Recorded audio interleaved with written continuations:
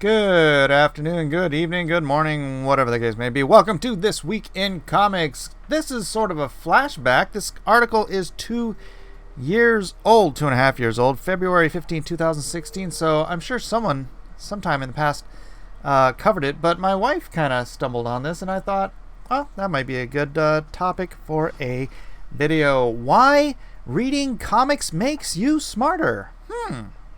I know it made me smarter. Evidence and research is stacking up to prove that comic books make their readers smarter. Comics make you want to read, and they use complex language which improves verbal intelligence like steroids for the mind. Comics can even take the struggling readers and make them stronger. You know, they say the New York Times is written at a 4th grade level, so I noticed that most comics do have a little bit more articulate wording than newspapers do. So, and they certainly tend to have better editing than a lot of these websites I've been reading these days. The old lie. Society at large has long frowned upon comics. During the 1950s, they were slandered as base entertainment for children and immature adults, which would turn readers into hoodlums and degenerates or communists. Well, now we've got the media and academia turning our children into degenerates and communists, so maybe comics will be the refuge away from that garbage tier level of indoctrination. And while that has all changed and comics have risen to become the string section in the symphony of our culture, with a select few titles, Sandman, Watchmen, and Mouse, even praised as high art, there still lurks the suspicion that comics are in some way an intellectually inferior endeavor.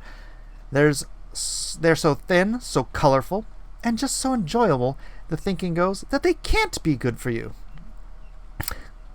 It's a medium, ladies and gentlemen. It's a medium. It doesn't matter. It doesn't matter what they look like. It is a medium for storytelling. So there are good comics, there are bad comics. There is abject trash, and there is high art. So it's a medium. Don't treat it like it's a particular story or level of storytelling. It is just a medium. It also drives me nuts that they call comics a genre.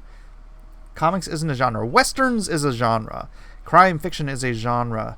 Superheroes are a genre. You can have all those in the medium of comics. You can have highly intellectual works in the medium of comics.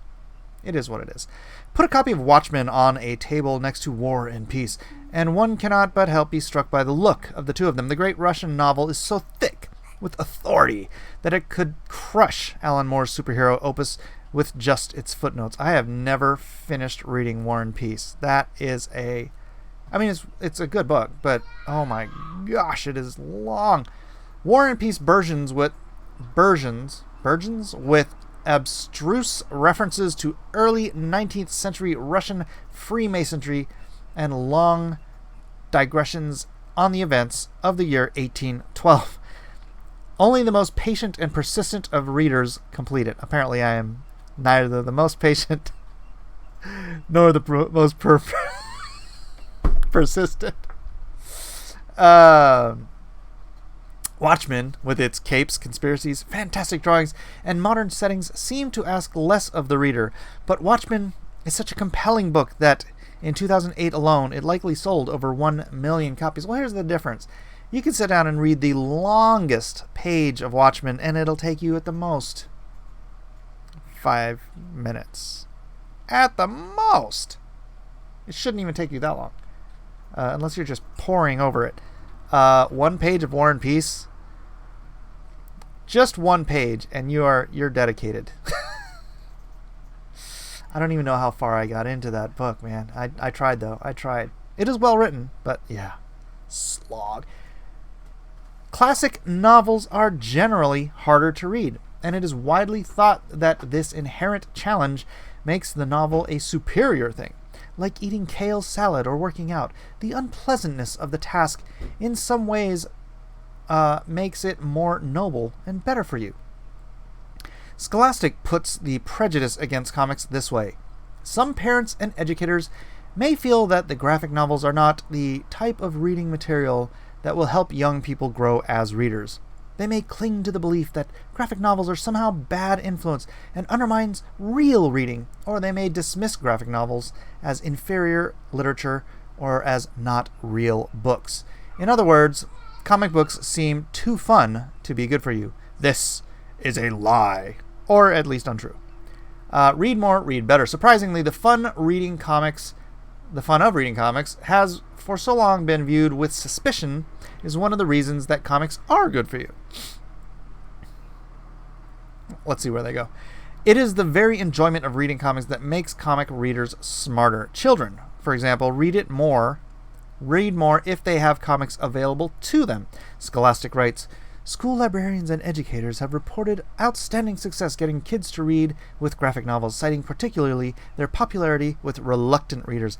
This is why Marvel limits what they make available to Scholastic, as the Phase 4 Marvel indoctrination bullcrap, Squirrel Girl and Captain Marvel and all of the woke comics from Marvel. That's what they make available to Scholastic in an effort to get the next generation to ignore all the classics, right? The straight white dominated field of comics. That's kind of tangential to the story, but it's just funny they bring up Scholastic because I know what they're doing over there. Increasing the amount of reading is important because extensive reading has been proven to have all sorts of salutary effects, such as improving vocabulary. In 2009, Laura Jimenez of Boston University observed that school librarians were having trouble keeping graphic novels on the shelves. She is now conducting research to link the reading of graphic novels to student motivation to read. Yeah, I mean, it was the one thing I loved to read when I was a kid. They handed me, what was that book? Great Expectations? I was in 7th grade. Great Expectations. Well, at that point, I think it looked like it was this thick to me. I just didn't bother. I didn't bother reading it because it was like this thick. But that was as a kid. So what does my dad do? He takes away my comic books. He took away my love for reading because he took away my comic books.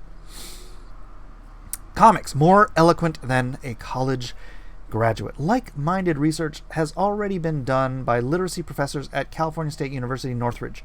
Anne E. Cunningham and Keith E. Stanovich discovered a number of fascinating benefits of comics, such as linking the reading of comics to greater literacy skills. Cunningham and Stanovich solidly dispel the notion that the language of comics writing is base, low, or gutter speak. Well, again, it depends on what you're reading. There's plenty of that as well. To learn the language and improve vocabulary, readers must be exposed to complicated language. To measure the utility of different media for this end, Cunningham and Stanovich analyzed the language used in different mediums, such as television, children's books, and adult books, and yes, comic books. They also analyzed the oral language used by college graduates. In the analysis, the pair uncovered the gobsmacking fact that the language used by comics is far more advanced than that. Far more advanced than that the oral communications of... Does that read right?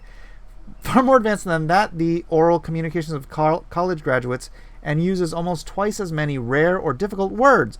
Even more remarkably, comic books have often used more challenging language than children's literature. Well, duh. Comic books, especially nowadays, are simply not targeted towards children. They are written by adults for adults and use adult language. And remarkably, some comic writers are actually very intelligent, educated people. Wow, who knew? Cunningham and Stanovich close by stating, "We should provide all children, regardless of their achievement levels, with as many reading experiences as possible. Indeed, this becomes doubly imperative for precisely those children whose verbal abilities are most in the need of bolstering, like mine. For it is the very act of reading that can build those capacities. Those who read a lot will enhance their verbal intelligence. That is, reading will make them smarter." How comic books saved Dan Hurley. An example of comics leading to more reading, leading to increased intelligence, can be found in the tale of Dan Hurley, a science writer and journalist who has written for the New York Times Magazine, the Washington Post. He's impressive now, but in 1960s New Jersey, Hurley was labeled a slow learner and a dumb kid. By his own admission, he couldn't so much as read the word "the" by the time he was 8.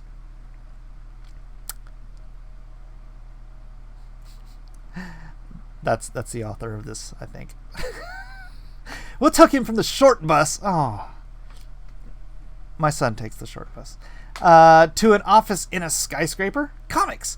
In an article for The Guardian, Hurley says a friend got him into Spider-Man, and soon the pair of them were reading and writing comics for hours after school. By the time he was 11, Hurley was getting straight A's, and in college, Hurley scored a 136 on an IQ test.